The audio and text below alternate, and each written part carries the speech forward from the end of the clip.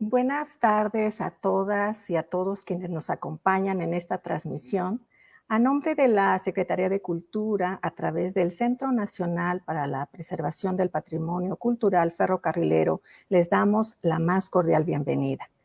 El día de hoy continuamos con las actividades del ciclo de charlas de Café Vía Convergentes 2024, que tiene como objetivo fomentar un diálogo enriquecedor con invitados e invitadas que busca resaltar especialmente la conexión y la relevancia de temas vinculados con el mundo de los ferrocarriles. En esta sesión nos acompaña el maestro Juan Facundo Araujo, quien nos compartirá sus reflexiones sobre la importancia de los archivos empresariales e industriales y su rol en la comprensión del desarrollo económico, social y productivo de nuestros territorios. A continuación, voy a leer una pequeña semblanza para hacer la presentación de nuestro invitado.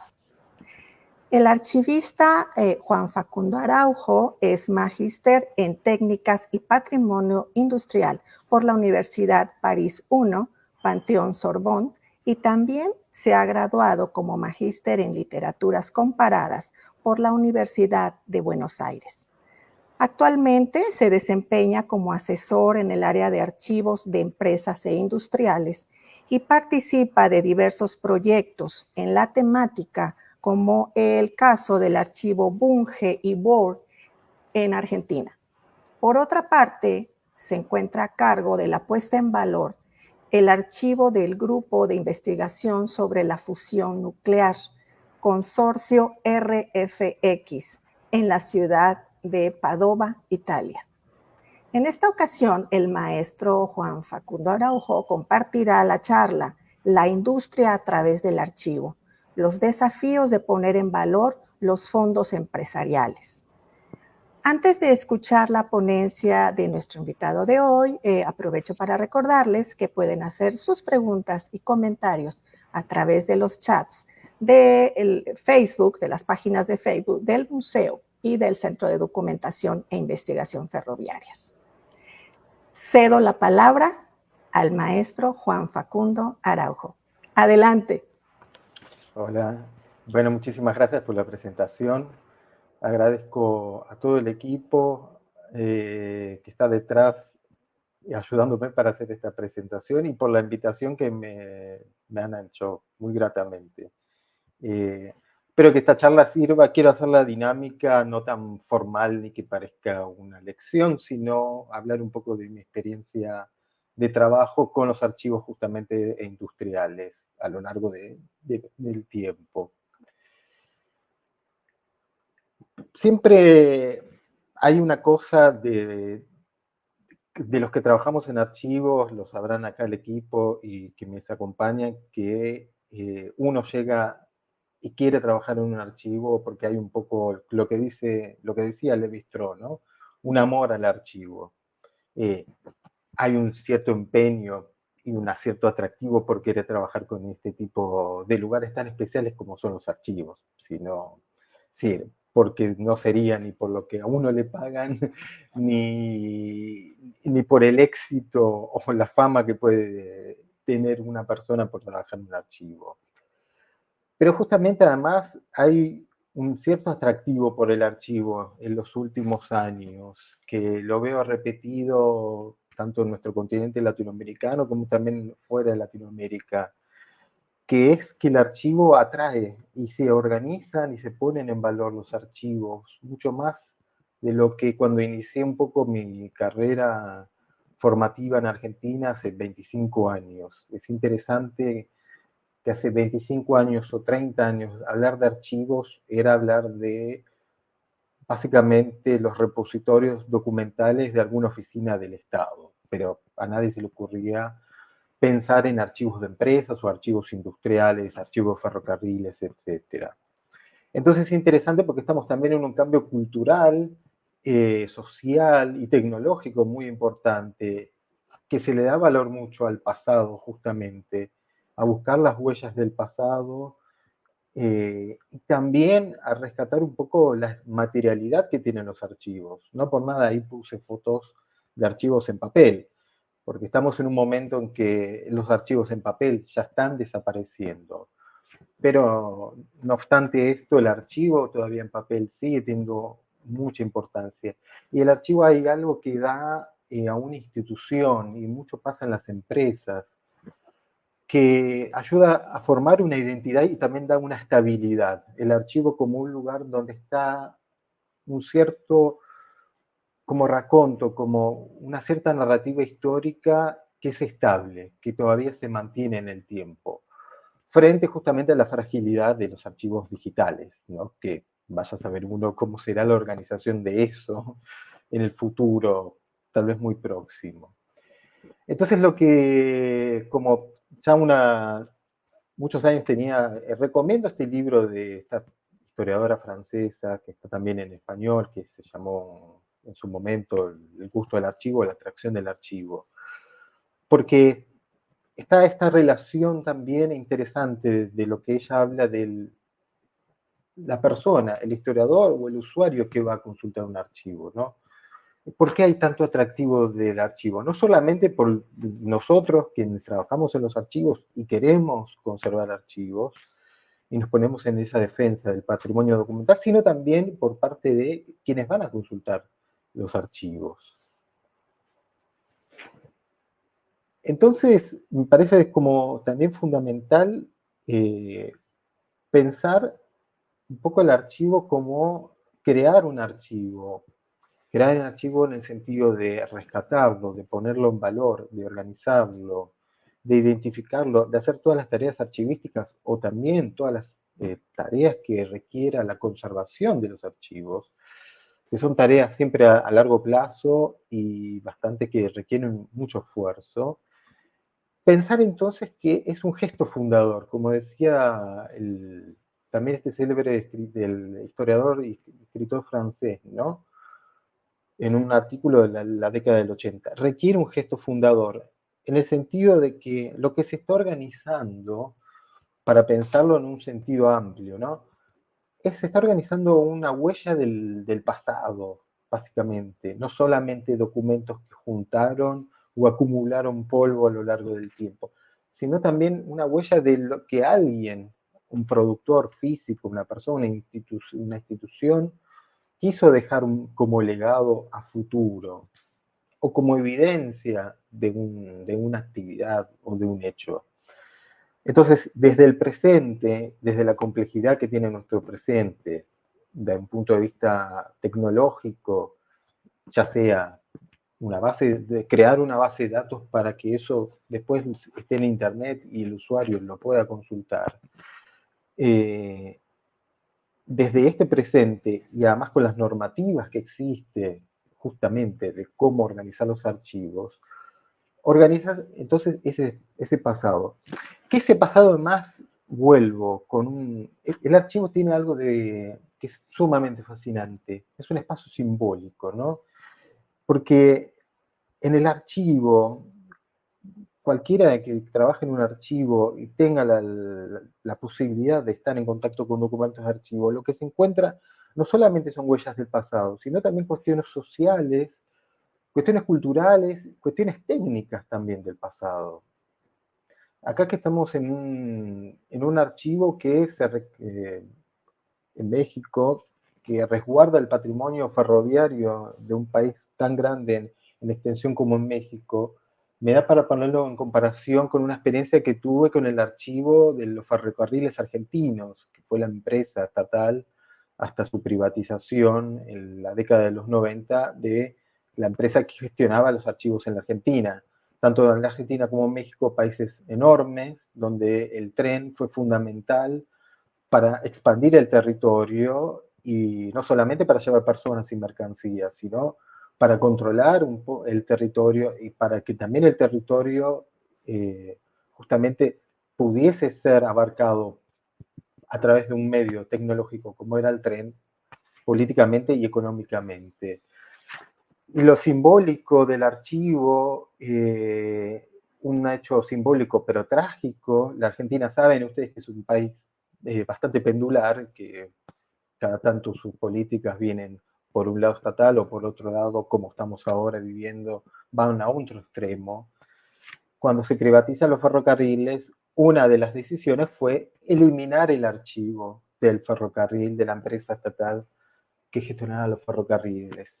Lo cual, gracias a iniciativa de tanto el Archivo General de la Nación Argentina como, y esto es sumamente interesante, los propios trabajadores, muchos de ellos despedidos en esa época del ferrocarril, se logró rescatar en gran parte ese patrimonio. No sé si fue el mismo caso en México, pero hubo también una conciencia del valor de los documentos que no la tuvo el propio Estado al privatizar y al dejarla a la empresa que compró los ferrocarriles argentinos, que se podían deshacer de ese vasto patrimonio documental, que obviamente para ellos eran papeles viejos, inservibles. Pero lo más interesante que de esta experiencia de rescate de archivos, como les dije, fue el de sus propios trabajadores. Gente con la que el ferrocarril era algo, su lugar de vida, no solamente su lugar de trabajo. Eso es algo que además quien haya entrado en contacto con gente que trabaja en los ferrocarriles o trabajó en los ferrocarriles, el operario ferroviario, no importa qué actividad, tiene mucha relación con su actividad. Y también entonces tenía mucha relación con sus documentos, algo que siempre me pareció fascinante. Por eso el archivo como un espacio simbólico, más allá de esa materialidad. Entonces, como definiciones de archivo van a poder encontrar miles, tantas, en varios idiomas, no importa, pero esta que trae un historiador español me gusta mucho, de autorizar una memoria, ¿no? Que también eso sea algo importante. El archivo permite dar una autorización de una memoria, permite también dar una cohesión de lo que es una narración, de lo que se cuenta sobre el ferrocarril, por ejemplo, en México, en Argentina, eh, basándose en pruebas, basándose en documentos, ¿no? Mucho además esto creo que tiene hoy una importancia sideral importantísima en el sentido, en un mundo donde la fake news y la mentira es algo que corre bastante. Entonces, ¿cuál es la prueba de lo que yo estoy leyendo como noticia es verdadera o falsa? Bueno, el archivo da también mucha estabilidad para eso, pero el archivo da estabilidad si hay justamente una institución que lo conserva y personal a cargo que puede dar cuenta de eso y que lo puede organizar. Entonces el archivo tiene esto de básicamente de ser una cohesión frente, básicamente, me repito, a lo que podría ser una fake news. Entonces, por eso creo que el paradigma de los archivos, de cuando empecé mi recorrido, que no hace mucho tiempo, hay gente que he conocido gente que está en ámbitos de archivos desde hace 50, 60 años, pero en las últimas décadas ha cambiado mucho la mirada del archivo, ¿no? Entonces, también se piensa el archivo como un lugar clave para la transparencia, para el patrimonio, para la educación y la investigación, pero no solamente el patrimonio del Estado, que es el gran productor de los archivos, o que ha sido el gran productor de los archivos, sino también para las empresas privadas. Y ahora les voy a contar un poco de mi experiencia trabajando en una empresa privada, la primera empresa multinacional, como fue la Bungibon en Argentina. Eh, entonces el archivo sale un poco de su hermetismo, de su secretismo, también para una empresa privada, que eso me parece desligarse de esta imagen, como muestro acá en el PowerPoint, del cliché del archivo como un lugar con cajas oscuro y un poco lúgubre. Entonces, ¿qué es lo...? Básicamente, una de las preguntas siempre que hay detrás es, ¿qué sería lo archivable, no? ¿Por qué archivo? ¿Y en base a qué criterios estoy archivando? ¿Y en base a qué valores? ¿Cuáles son los valores que determinan que una institución conserve o no conserve determinados documentos? ¿Y cuál es el contexto social de época en base a esa decisión de conservar documentos? Porque como les dije al principio, hoy en día, en este contexto, en este presente, hay un gusto por los archivos en base a los valores que he transmitido. Pero, ¿qué pasa si esos valores, acá a 10 años, cambian? Porque no existe más pensar el archivo desde la materialidad, pensar el archivo desde algo simbólico, o pensar el archivo desde un interés por el pasado. Entonces la archivística, creo que nuestra disciplina, quizás una disciplina, México, tanto México como la Argentina han sido pioneros en eso, en Latinoamérica, también en Brasil, con mucho orgullo decirlo, lo pionero de estos países en formar archivistas, en formar profesionales a cargo de los archivos. En el caso de los documentos de los documentos de empresas o documentos de instituciones privadas, justamente está pensar cuál es la cultura industrial que tiene cada uno de los países. ¿Por qué valorizar el patrimonio industrial y en base a qué valores también se valoriza ese patrimonio industrial? Vuelvo a la Argentina, porque tal vez en la Argentina con esto que seamos siempre un país muy pendular y muy errático y vayamos para de un lado al otro, a un extremo al otro muy fácilmente, el presente industrial hoy varía de lo que fue el presente industrial hace 10 años. Y eso también va a llevar un poco a cabo, a pensar el patrimonio industrial, si se lo quiere rescatar o no, en un país que en algún momento fue un país industrial destacado. Entonces, el presente también influye en esta cultura industrial y básicamente también en los archivos. Pero en lo que concierne a los archivos en particular, a nuestra disciplina, como cito ahí de una especialista italiana, Giorgetta Bonfiglio Dossio, que habla de una archivística especial, que en los últimos años ha emergido una archivística especial. ¿Esto qué básicamente qué quiere decir? Que se están rescatando documentos de archivos y productores de documentos de archivos que no eran el prototípico. Y el prototípico documento, el productor de archivos a lo largo de los años siempre ha sido el Estado. De hecho, el archivo, como lo conocemos hoy, es uno de los grandes inventos de la modernidad. de la modernidad pensada después de la Revolución Francesa, ¿no? De la modernidad pensada de los surgimientos de los Estados-nación, de los Estados-nación europeos y los nuestros, los americanos. Una colega del Archivo General de la Nación de Argentina, siempre me acuerdo cuando hacía sus visitas a los depósitos del Archivo General de la Nación de la Argentina, decía que los documentos que se ven ahí básicamente hablan de por qué la Argentina es la Argentina y dan pruebas de por qué la Argentina es la Argentina y no ese territorio donde se encuentra la Argentina no es ni Chile, ni Uruguay, ni los países vecinos, o mucho menos México, aunque sea un territorio lejano a nuestro territorio.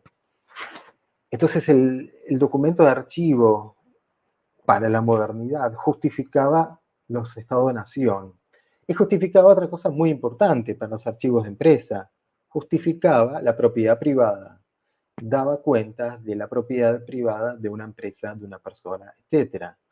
Es decir, si ustedes compran una casa, compran un auto, lo que van a tener como documento, que podrá ser documento de archivo, pero que es un documento importante, es el título de propiedad. Entonces, la propiedad privada también se justificaba gracias a un documento. Fíjense entonces el poder que tiene el documento, no solo como un efecto histórico, como una prueba histórica, sino dando cuentas de una actividad del presente y dando cuenta de que este determinado valor, llamado propiedad, es así, porque algo da cuenta jurídicamente de ese valor. Entonces, propiedad privada, territorio, Estado-nación, productos de la modernidad, como les dije, y productos que necesitan documentos de archivo para justificarse, para validarse. Entonces, los archivos de empresa, ¿qué sería esta cosa tan particular, no? Y acá me quiero detener un minuto, básicamente. Este es un cuadro de un pintor francés que se llamaba Edgar Degas, que en algún momento de su vida vivió en Nueva Orleans, en Estados Unidos, y en esta ciudad de Estados Unidos se encuentra uno hoy lo que se llama el Cotton Exchange, que sería la bolsa de valores del algodón. No por nada está esta bolsa de valores, la única que funciona en el mundo, en New Orleans, en Estados Unidos, porque históricamente ese sector, ese territorio de Estados Unidos fue un gran productor de algodón. Gran productor de algodón, mucho basado también en la esclavitud, también, la parte oscura del archivo. Pero en este cuadro que él da cuenta, el pitón francés, donde básicamente, como verán, ahí se negocia el precio del algodón y también, como da cuenta esta pintura, la gente ve la calidad del algodón y se clasifica el algodón. Un dato curioso, existen más de 100 clasificaciones de algodón. Sí, el algodón está clasificado en más de 100 ramas. Pero me detengo acá en un margen de la pantalla que está un contador y su ayudante llevando la contabilidad, están registrando la contabilidad de todo este mecanismo de venta, de compra y venta. Y fíjense mismo en la documentación, en el marmolado, en cómo está, el marmolado sería esta parte del lomo, cómo está pintada. ¿Por qué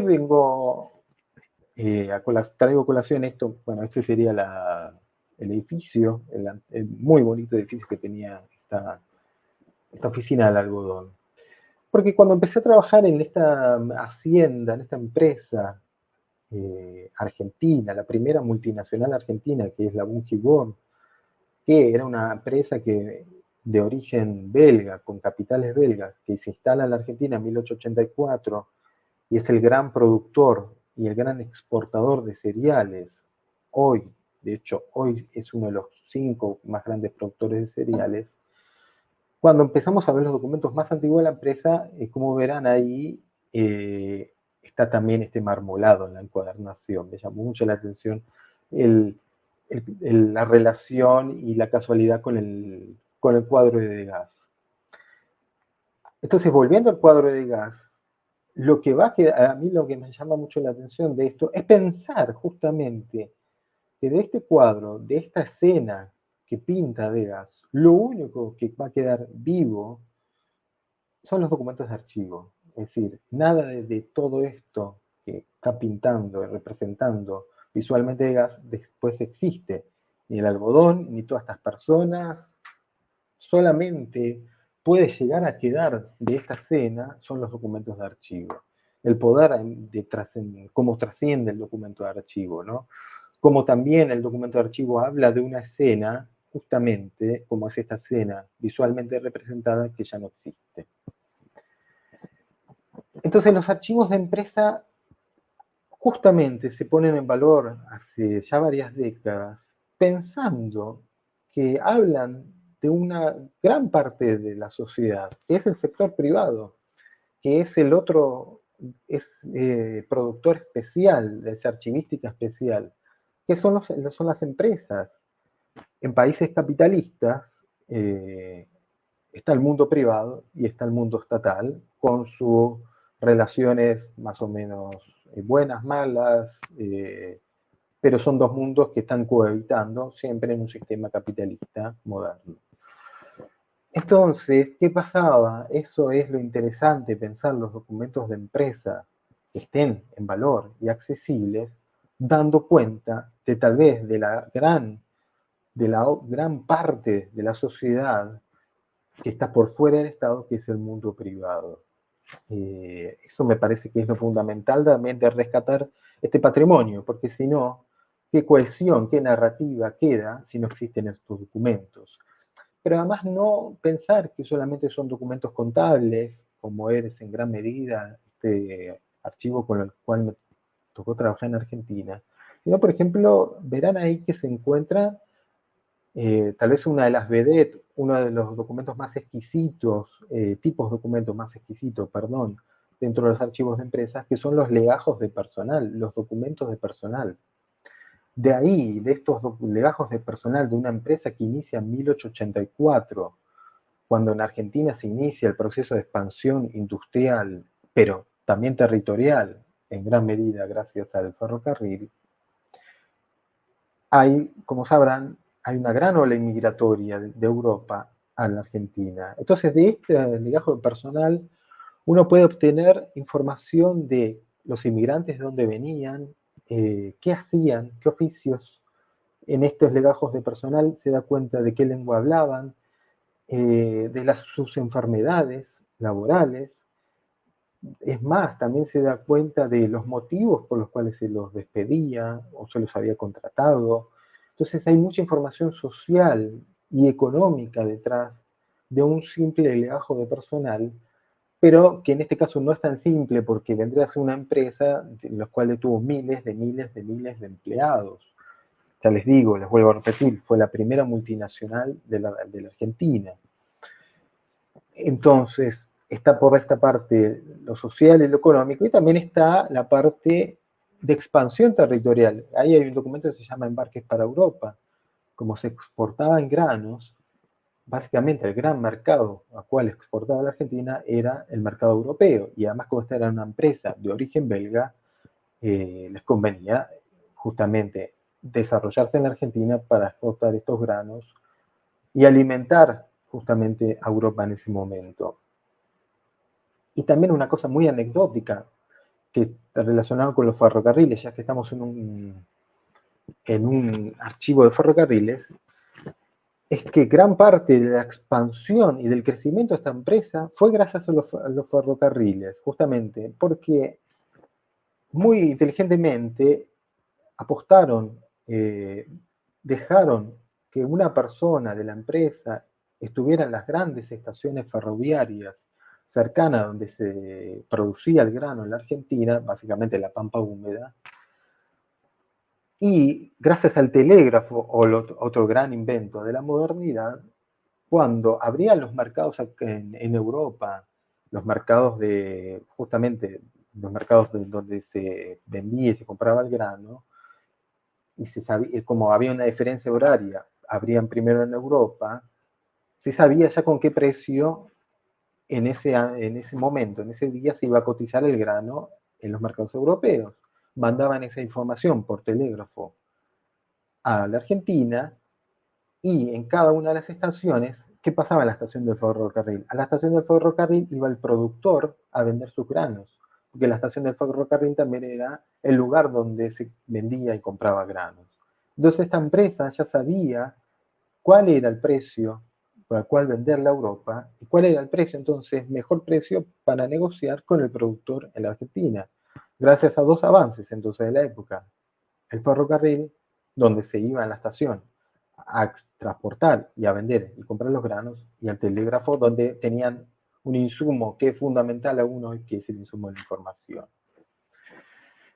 Entonces, bueno, este es el archivo, el sitio web del archivo, que después los invito si quieren verlo, obviamente. Y otra cosa simbólica, porque quiero que esta charla quede en lo simbólico del archivo, ¿no? Tal vez es lo que me atrae tanto. Cuando este archivo se abre, se decide ponerlo en valor en el 2020, que justamente también un periodo importantísimo. 2020 empieza la pandemia, así que el proyecto un poco queda truncado por la pandemia. Pero no por nada, también en épocas de pandemias hubo mucha revisión del pasado.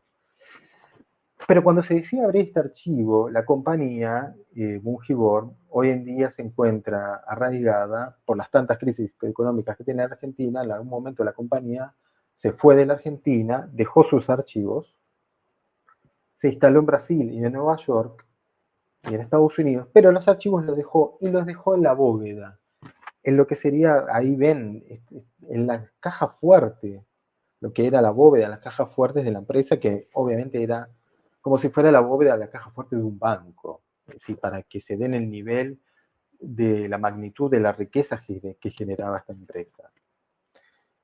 Entonces, qué simbólico que donde en algún momento ahí estuvieron alojados, acopiados, guardados, resguardados las acciones y el dinero de la empresa, eso no exista más, hoy se haya movido a otros países, pero hayan quedado los documentos de archivo, que me parece también como espacio donde está el archivo, habla mucho del archivo en sí, ¿no?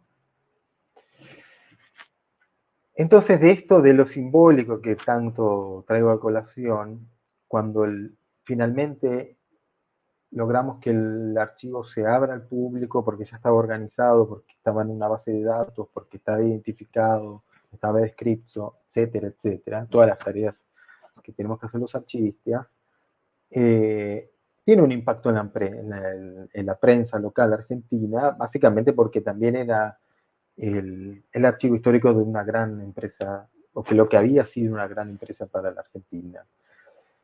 Y cómo siempre se trata un poco el archivo y la mirada que hay del archivo, no solamente desde lo mediático, sino muchas veces social, del archivo como un secreto o el archivo como un tesoro, ¿no? Entonces, una de las grandes, de lo que empuja que existan archivos de empresa, básicamente era el problema de la ausencia de fuentes de los historiadores que escribían la historia de las empresas o la historia económica de los países y no se encontraban con documentación que respaldase eso. Como acá traigo a colación un historiador, importantísimo historiador económico mexicano, que es Carlos Marichal Salinas, él dice en este artículo del 2015 que cuando él empieza a estudiar los archivos de empresa en México, básicamente en década del 80, lo hacía a través de fuentes indirectas, de los archivos de la Iglesia o de los archivos del Estado, pero no a través de los propios archivos de la empresa. Es decir, la historia contada, interpretada por otros, pero no por las mismas empresas. Lo mismo en algún momento, pero muchos años atrás, tuvo otro gran historiador francés, Marc Bloch, ¿no? Fuentes indispensables, los archivos de empresa para pensar la historia social y económica. Voy un poco más rápido porque veo que me queda poco tiempo y no quiero dejar cosas afuera.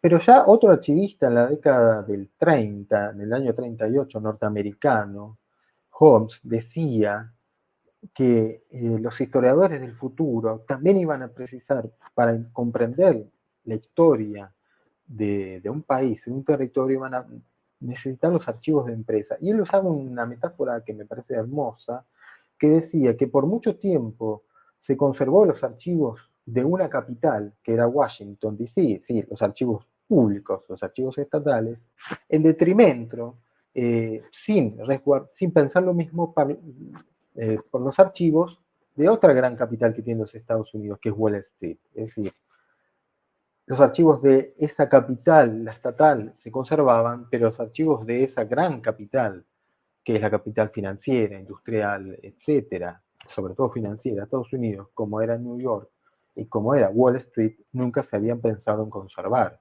Entonces, como que una parte de la historia de los Estados Unidos estaba trunca, contada a mitad. Pero también otro historiador en la década del 30, perdón, archivista en la década del 30, norteamericano, tiene algo interesante, perdón, ahí no se ve, me salió mal el PowerPoint, porque decía que los archivos de empresa, ante el crack económico de la década del 30, podían transparentar lo que las empresas hacían.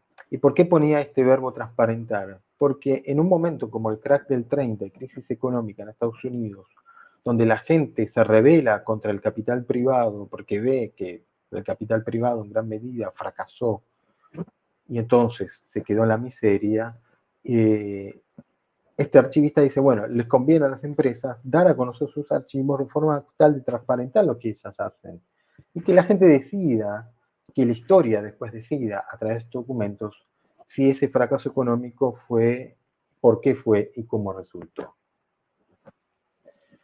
Entonces, los archivos de empresa, como les decía, tienen este valor simbólico, no me quiero repetir en esto, pero además sirven entonces como, recapitulando un poco lo que les decía anteriormente, ¿no? Como para afianzar una identidad de la empresa con lo que está fuera de la empresa, pero también para como una fuente primaria, ¿no? Cuando me tocó trabajar con el archivo de la Bungibon en Argentina, también era básicamente porque la idea de la empresa era, bueno, mucho se ha contado de esta empresa, la Bungibon, con fuentes indirectas, que eran las fuentes del Estado. Tal vez sea momento de que lo que se cuente de esta empresa sea con las propias fuentes de la empresa. Me parece que eso también es parte de este accionar y de este gesto fundador, como decía Michel de Certeau. Ya esto sería más parte de las cosas archivísticas puntuales. No me quiero detener acá porque, si les parece, podríamos organizar otra charla para más adelante de cómo organizar y de los modelos que existen de archivos de empresa. Pero solamente me quiero, y con esto concluir y detenerme en el rol que tienen los archivistas, ¿no? Nosotros como profesionales de la información. Es decir, salir del paradigma del archivista como una persona que organiza documentos, lo cual es importante porque los pone en valor, pero los pone en valor siempre en tanto y en cuanto haya digamos, una conciencia del contexto histórico, cultural y de los valores estos simbólicos, como tanto he repetido a lo largo de esta charla, que hay detrás del archivo. Porque eso también nos va a servir para comprender el fondo del archivo, pero también para organizarlo y para ponerlo en diálogo y a disposición de los usuarios, de aquellos que van a venir a consultar el archivo. Porque el archivo también se valoriza en tanto y en cuanto haya una interpretación, no quiero decir correcta, porque no existen interpretaciones correctas del archivo, pero haya una interpretación acabada, haya una interpretación contextual y haya una investigación de cuánto es el valor de ese archivo y por qué conservarlo. Porque tal vez en este contexto, y como dije al inicio, se da valor a los archivos, hay una atracción por el archivo. Tal vez en 10 años, 5 años o en 20 años, ese contexto de presente de atracción del archivo no exista más, nos reemplace el chat GTP o no tengamos más trabajo, lo que sea. Pero bueno, esos valores pueden en algún momento cambiar. Y también es importante que nosotros como profesionales, con esto quiero terminar, justifiquemos nuestra decisión y nuestro compromiso con los archivos y por qué hemos organizado los archivos de tal manera en base a estos valores. Les agradezco de nuevo, espero que la charla haya servido, les haya sido lo más amena posible y estoy dispuesto, bueno, si hay preguntas, comentarios, bienvenidos sean. Muchísimas gracias, muchas gracias, maestro Facundo Araujo, por su excelente presentación. La verdad, hablar precisamente del tema de archivos de empresas e industriales es realmente muy importante. ¿Por qué? Porque quienes estamos a cargo de este tipo de archivos, en este caso me refiero específicamente al archivo de que el Centro de Documentación e Investigación Ferroviarias resguarda, que es básicamente el archivo de la empresa Ferrocarriles Nacionales de México. También tenemos el del Ferrocarril Mexicano y algunas otras empresas ferroviarias, no en la misma cantidad, pero tenemos material. Entonces, realmente estas aportaciones que nos ha dado en este momento, pues nos permiten, ¿no? Un poco valorar lo que nosotros resguardamos en este gran recinto, ¿no? Que es el Centro de Documentación.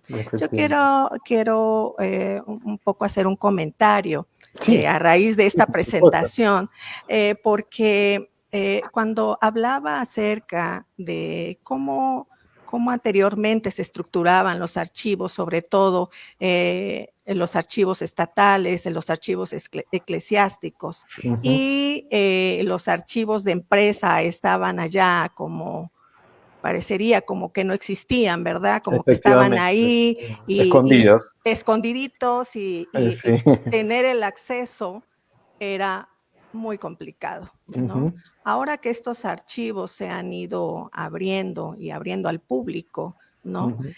Pues permite la creación y permite, sobre todo la creación de grandes investigaciones, ¿no?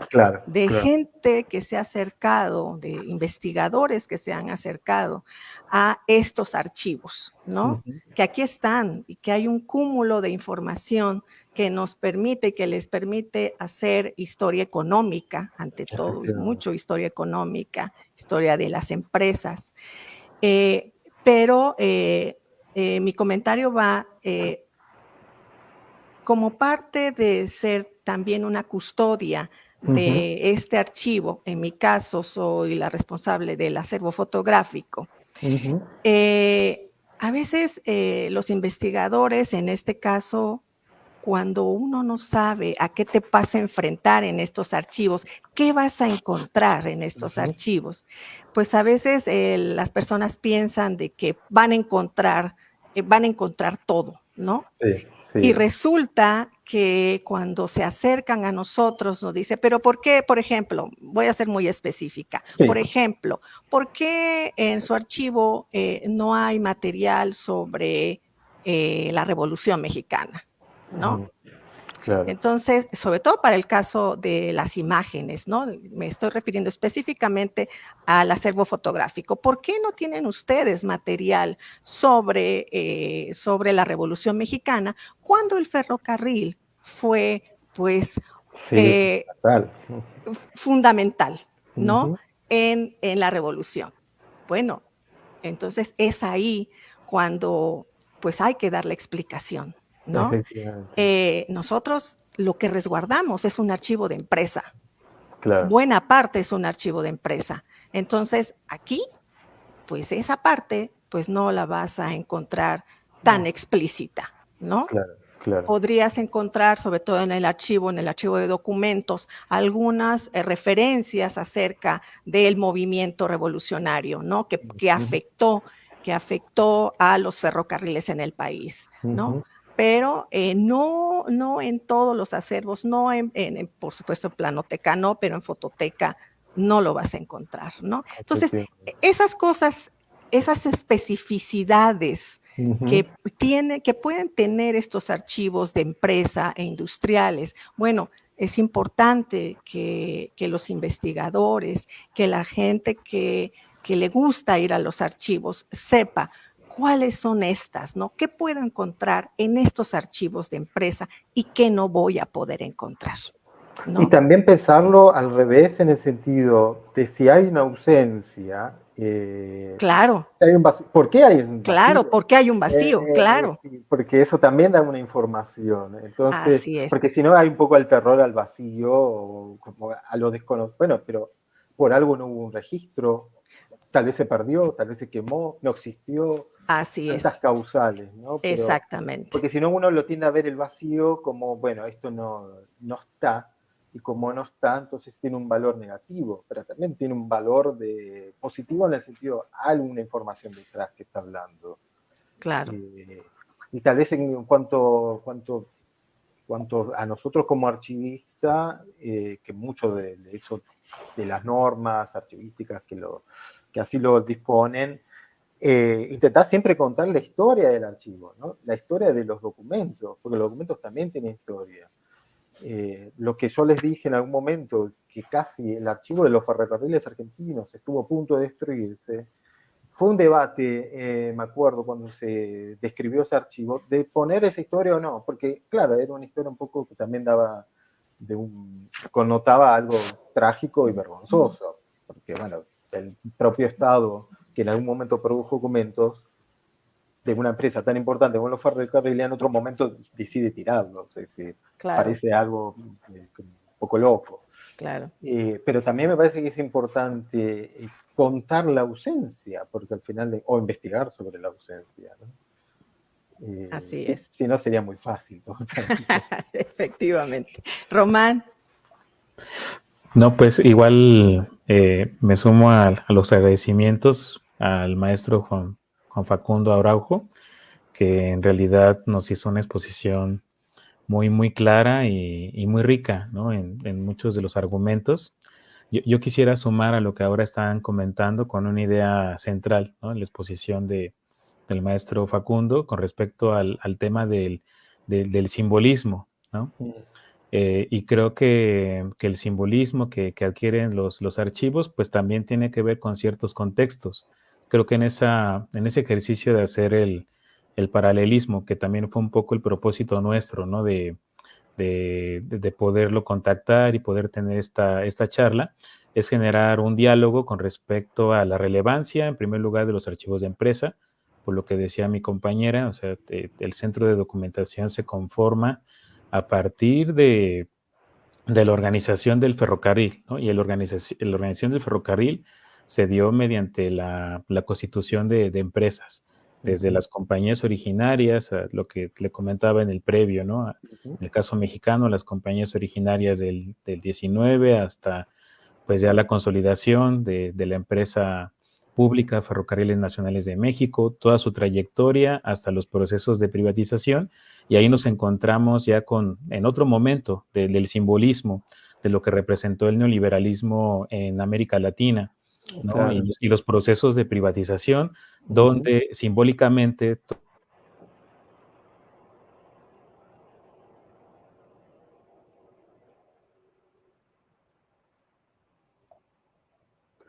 Perdón, se detuvo. Sí. Perdón, es que el internet aquí de repente es un poco inestable, pero sí, no hay problema. Ya regresará. Y solamente, no sé, Román, si quieras apagar tu cámara. La voy a apagar, sí, a ver si mejor, porque eso hace que fluya mejor. Bueno, pues solamente decir este asunto del simbolismo en la época, en todo el contexto neoliberal, ¿no? De las privatizaciones, en particular pues de todas las empresas públicas ferrocarrileras. Simbólicamente era muy importante desaparecer los archivos, claro, ¿no? Considerarlos como papeles viejos que no tenían ningún sentido, porque entonces la memoria pues buscaba un sentido de representación distinto, ¿no? A lo colectivo, se buscaba más lo individual.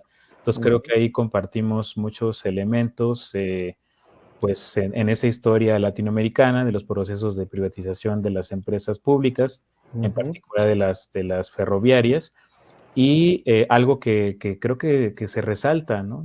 Es en la actualidad y en la complejidad, siempre ocurre en ese simbolismo también, pues la resistencia por la memoria colectiva, ¿no? Tú lo decías muy bien, en Argentina, pues son los propios trabajadores, los trabajadores ferroviarios que tienen un sentido de apropiación de su gremio, de su trabajo y de los documentos que generaron.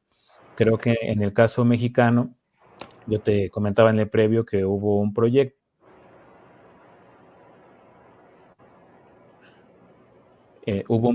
que si bien impulsó la empresa pública Nacionales de México, pues es a partir de los trabajadores que se logra dar un sentido al rescate, sobre todo de los grupos documentales, ¿no? Entonces, creo que eso es muy valioso y ahí podemos estar jugando con esos asuntos, ¿no? Del simbolismo, de lo que representa la memoria para nuestros territorios y los tipos de documentos que precisamente se lograron también rescatar y que existen aquí para, como plantea en México la maestra Aurora Gómez Galvarriato, los archivos de empresa funcionan como eslabones perdidos, no nos dan otro tipo de fuentes, ¿no?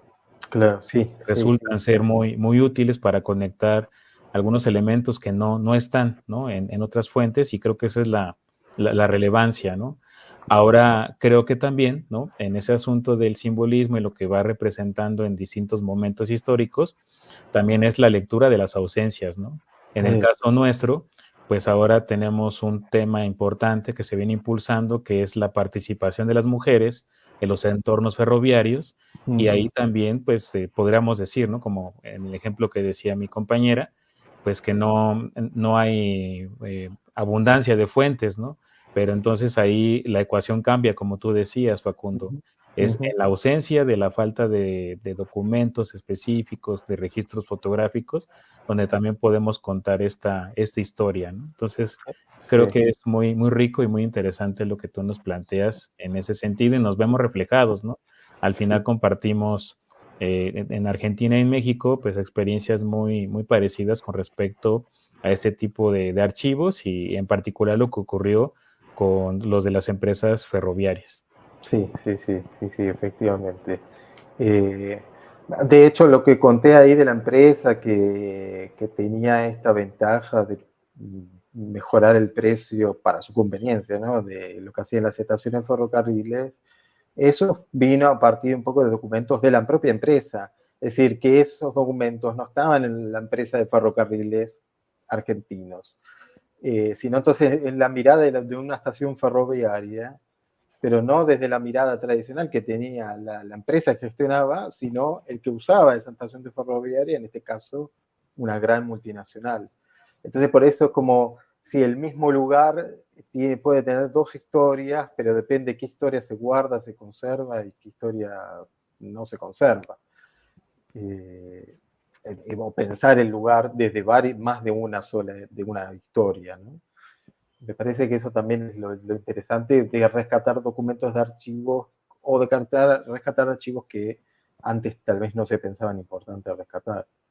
Después vendrá toda la complejidad técnica, que eso podremos organizar o charlas, un taller, como ustedes quieren más adelante, porque después está todo. Yo que hoy quise dar un poco de este contexto y de esta cosa más simbólica, pero después es un gran desafío técnicamente que a ustedes les resultará también bastante difícil cómo organizar todos estos documentos. Porque tal vez organizar documentos de archivos desde una institución estatal, bueno, nuestros archivos generales de la Nación hace muchos años que están y hace muchos años que tienen sus protocolos, pero con estos archivos que van emergiendo, no hay tanta experiencia. Entonces ahí ya viene la parte más técnica nuestra como profesionales, obviamente. Que para otro debate largo también. Sí. Bueno, pues antes de cerrar esta charla, que no queremos cerrar, ¿verdad, Román? Quisiéramos que nos siguiera platicando más acerca de los archivos de empresa. La verdad es un tema muy interesante y desde que pues nosotros estamos inmersos. Entonces, las puertas están abiertas, maestro Araujo, para cuando usted quiera venir a México y al Centro de Documentación e Investigación Ferroviarias.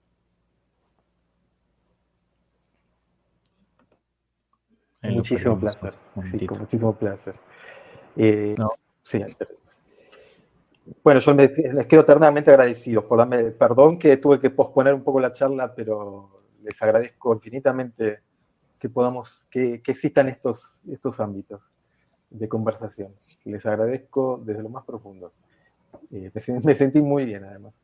Qué bueno. Y bueno, pues antes de cerrar, quiero nada más mencionar una felicitación que llegó en nuestra página de Facebook del Centro de Documentación. Es de Alan Herrera, que dice: felicidades por tan precisa presentación. Y también llegó otra que dice, bueno, ID, dice: buenas tardes, saludos desde la Ciudad de México. Y pues con esto quiero agradecer a quienes nos acompañaron en esta tarde, en esta plática excelente del maestro Araujo. Pues agradecerles el estar con nosotros, acompañarnos, y bueno, pues los seguimos invitando. Por supuesto, hay más actividades que vamos a tener esta semana y las siguientes semanas, y bueno, pues los invitamos para que nos sigan acompañando. Que estén muy bien todos y pasen una excelente tarde. Chao, buenas tardes. Hasta luego. Bye.